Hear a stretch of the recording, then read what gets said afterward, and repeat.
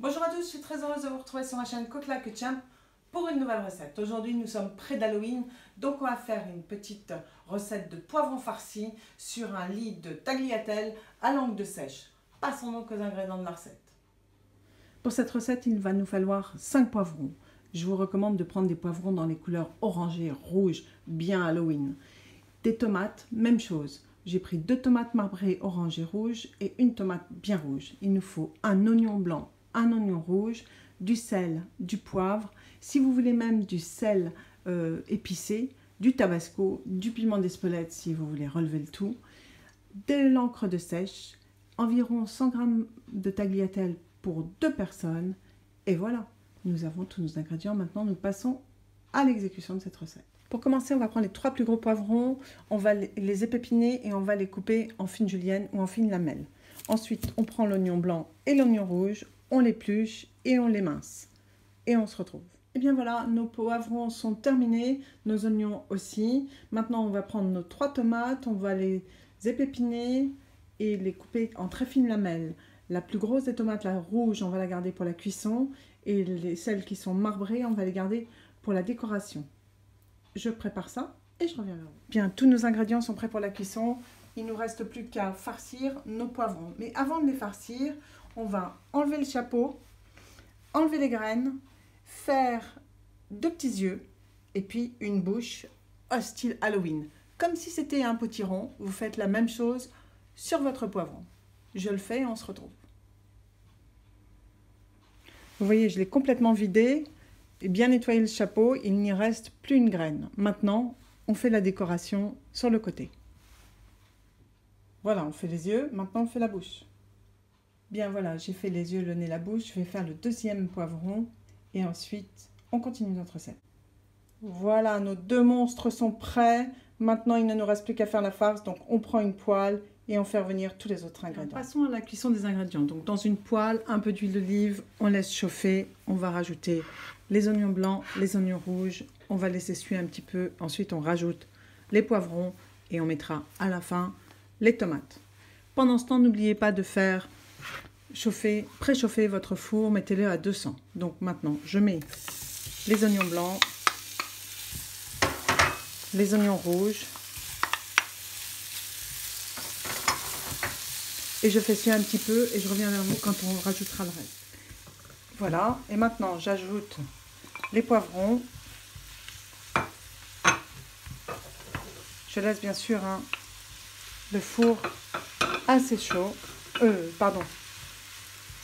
gaz ou l'électricité à pleine température. Voilà.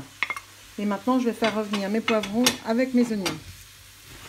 Il est bien évident que si vous avez trop de farce, vous pouvez la faire refroidir ensuite et la mettre au congèle pour une autre recette, soit avec des tagliatelles par exemple, ou bien même avec une salade.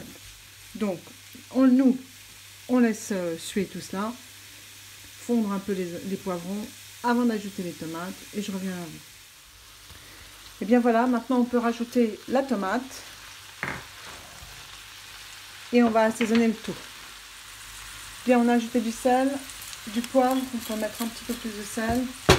On va prendre une petite goutte de tabasco. Voilà. Petit peu de piment d'Espelette si vous aimez cela. Voilà.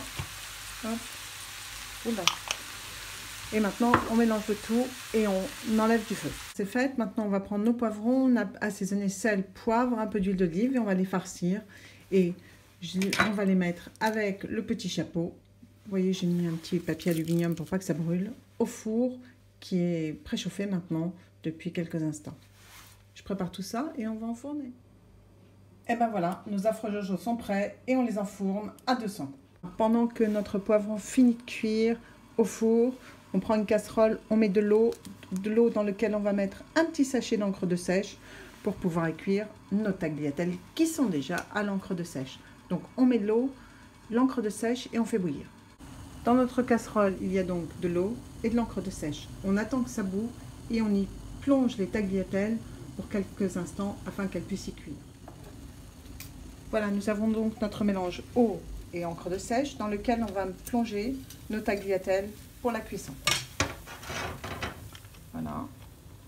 bien. Comme ça, les tagliatelles qui sont noires déjà, parce que faites avec de l'encre de sèche, garderont une couleur plus prononcée. On laisse cuire quelques instants, environ 3 minutes.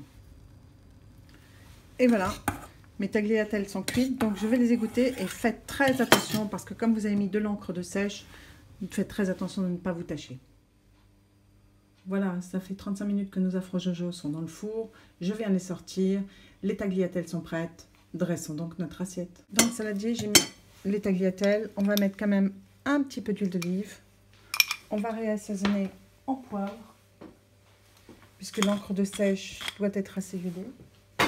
Voilà. On remue. Et maintenant, dressons notre assiette.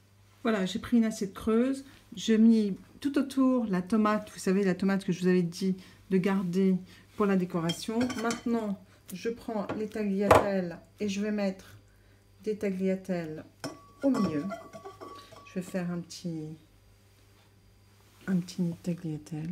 Je vais faire un petit nid de tagliatelle pour pouvoir y installer mon afro-jojo d'Halloween. Et voilà. Voilà, voilà.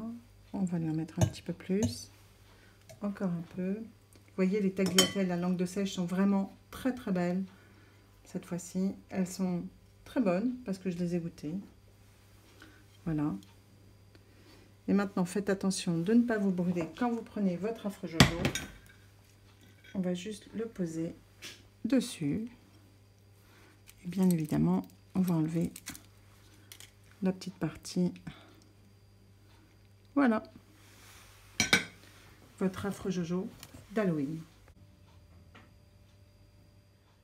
Et bien voilà, j'espère que cette recette d'Halloween vous aura plu. C'était la seconde et la dernière, parce que hier nous avons fait un petit cocktail qui vraiment vaut le détour. Donc n'hésitez pas à aller le voir. Moi, je vous souhaite un bon week-end, de bonnes fêtes de Halloween. Et on se retrouve soit mercredi pour une petite recette, soit vendredi comme à notre habitude. Salut à tous!